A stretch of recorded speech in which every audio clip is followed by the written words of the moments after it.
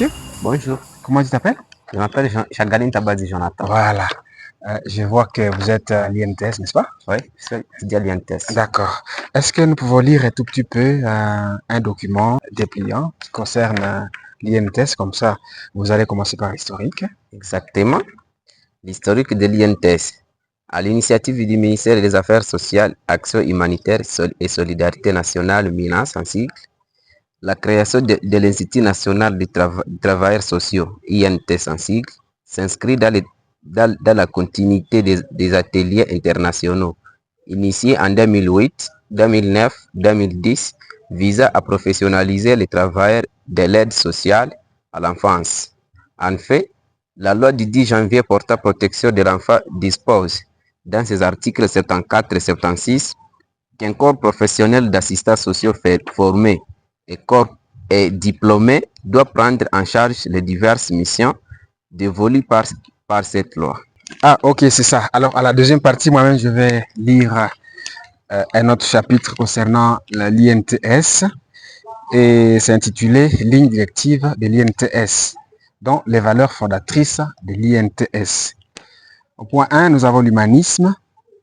Les fondements pédagogiques de l'Institut s'inscrivent pleinement dans les valeurs d'un humanisme fondé sur le respect des droits humains, sur une société empreinte de justice et de solidarité, d'égalité, des droits et des chances, et bannissant toute forme de discrimination.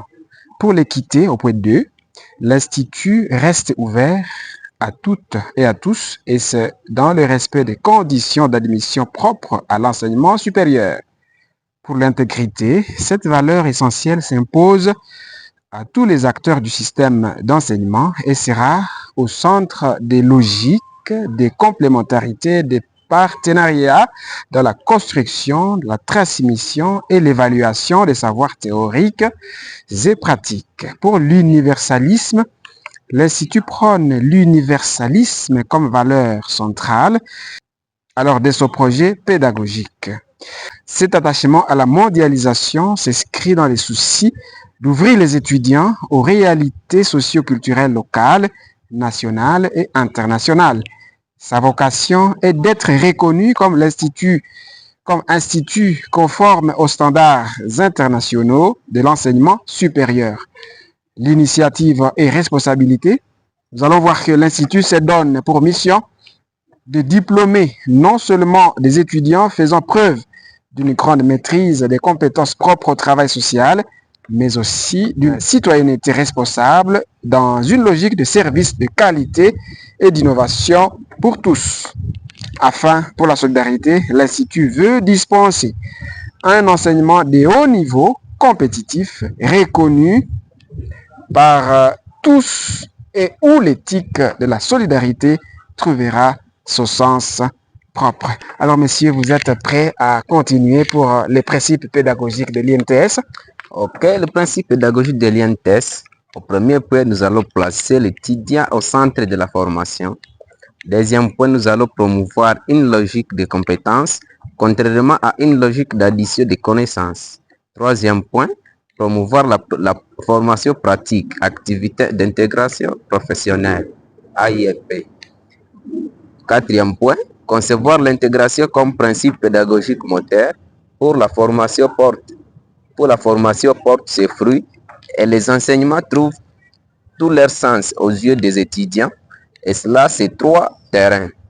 Point A du sous-point 4, l'intégration des savoirs par l'interdisciplinarité des matières.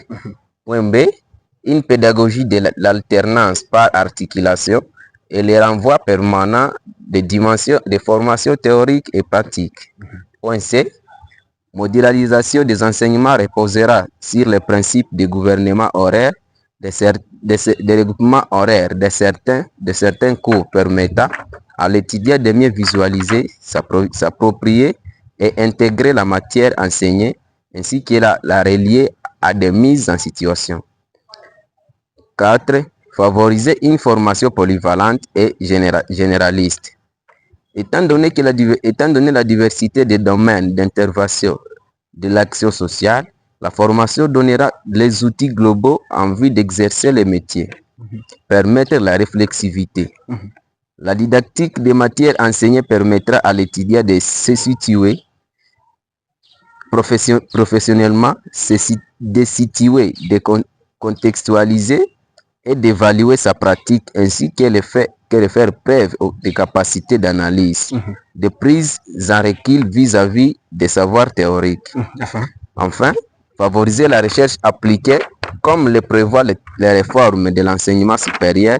Chaque enseignant aura à cœur de s'inscrire dans les travaux de recherche qui lui permettront d'actualiser et d'inscrire et d'enrichir les matières enseignées.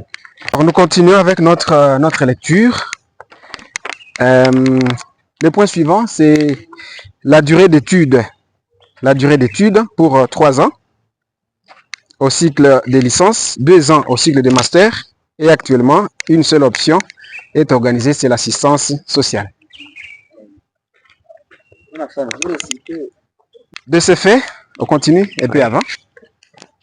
Alors de ce fait, la vacation est comment? La vacation est soir. Alors les enseignements sont dispensés par des professeurs congolais, mais aussi étrangers.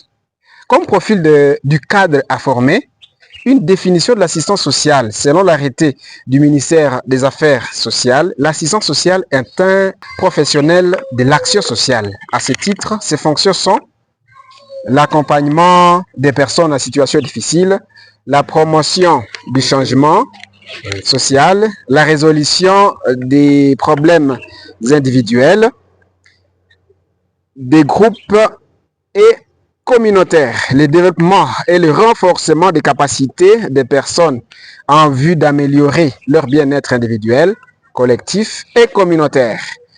Acteur de changement dans une société à profonde mutation, il doit, par sa capacité d'analyse, faire émerger les besoins sociaux et par sa fonction, le relais, être capable de mobiliser l'ensemble des acteurs.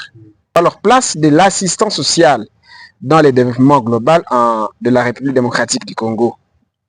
En sa qualité d'accompagnateur des personnes en situation difficile dans la recherche des solutions durables et appropriées à leurs problèmes, l'assistance sociale, c'est un agent de développement. Qu'il mène une intervention individuelle, qu'il travaille avec un groupe ou une communauté, l'assistance sociale vise la transformation de la situation de la personne vulnérable, du groupe d'individus et de la communauté dont la situation sociale est dans l'impasse. L'assistance sociale a donc un rôle à jouer dans le développement de la République démocratique du Congo. En quoi le niveau supérieur de la formation est opportun?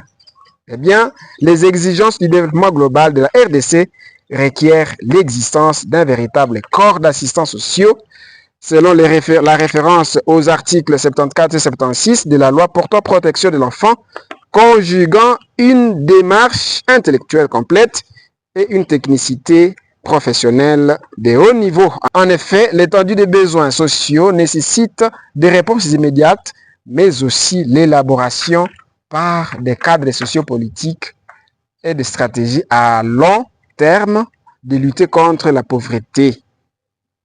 Les conditions de cadre ne peuvent être assurées que par des titulaires des diplômes de niveau supérieur. Alors mes camarades, on peut d'abord se limiter par là, quand nous continuerons. Et notre Oui. Merci. Merci.